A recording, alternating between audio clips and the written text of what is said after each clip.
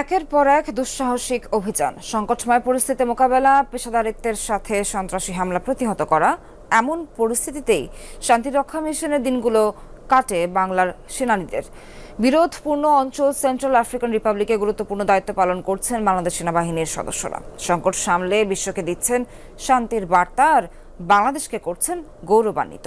October 2024 central African রিপাবলিকে 5 থেকে 600 বিদ্রোহী একত্রিত হয়ে লুটপাট, চাঁদাবাজি, নারী নির্যাতন ও হত্যাকাণ্ড চালাতে থাকে।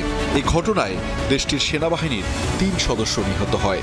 পরিস্থিতি নিয়ন্ত্রণে দেশটির প্রধানমন্ত্রী জাতিসংঘ শান্তিরক্ষীর সহযোগিতা চান। ঝুঁকিপূর্ণ এই মিশনের জন্য বাংলাদেশি কমান্ডোদের নির্বাচন করা হয়।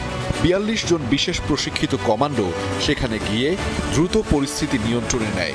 পরিকল্পিত সামরিক কৌশলে বিদ্রোহীদের শক্তি ধ্বংস করে দেয় শান্তিরক্ষী মিশনে থাকা বাংলার সেনারা, যেটি অপারেশন জাংবা নামে পরিচিত।